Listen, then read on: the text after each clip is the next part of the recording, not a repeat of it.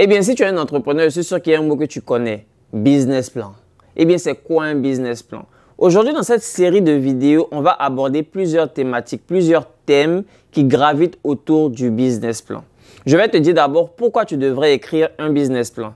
Un business plan te permet tout d'abord d'évaluer la faisabilité de ton projet, de ton idée. Mais ça te permet aussi de savoir s'il y a un marché qui existe pour ton idée. Est-ce qu'il y a vraiment des gens qui seront prêts à débourser de l'argent pour le service que tu proposes ou pour le produit que tu conçois? Et la dernière chose, ça te permet d'évaluer la compétition, de savoir est-ce qu'il y a une part de marché que tu peux essayer de capturer. Alors, si ça t'intéresse de savoir comment on écrit un business plan, reste branché.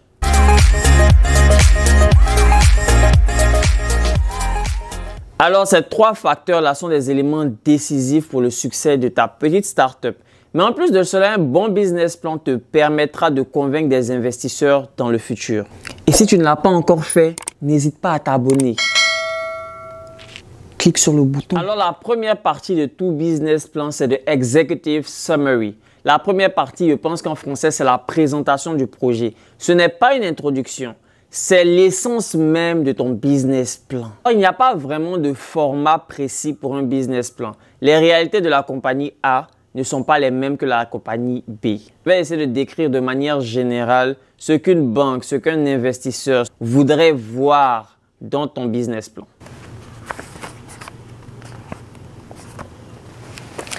La seule et unique question qui m'intéresse en tant qu'investisseur, c'est pourquoi devrais-je parier sur ton succès, sachant que 90% des startups échoueront la première année. D'entrée de jeu, les investisseurs, les banques veulent savoir ce que ton business a à offrir.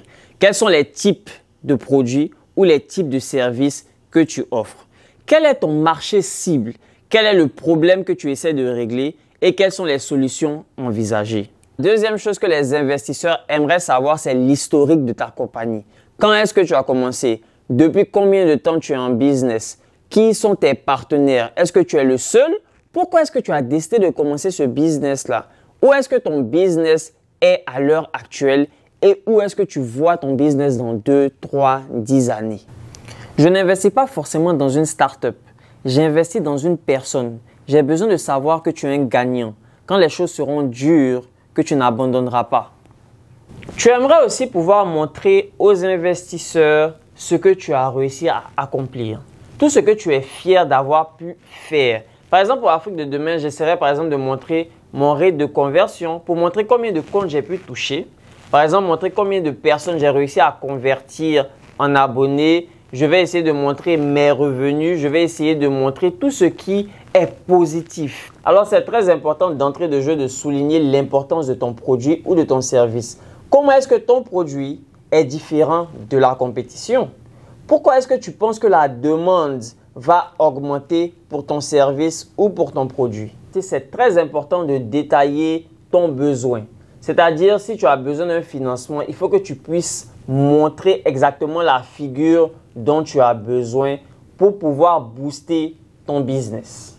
Et la dernière partie que beaucoup de gens ne font pas, c'est de vraiment montrer les plans futurs de ta compagnie. C'est vrai, aujourd'hui, je suis à cette taille. Mais voilà où je me vois dans 2 ans, voilà où je me vois dans 5 ans, voilà où je me vois dans 10 ans. C'est important que l'investisseur puisse avoir une idée de ta vision. Alors moi, en tant qu'investisseur, lorsque je finis de regarder le résumé exécutif, c'est important que je puisse savoir quel type de produit tu offres. C'est important que je puisse savoir dans quelle situation financière tu es à l'heure actuelle et de savoir où est-ce que tu iras après mon investissement.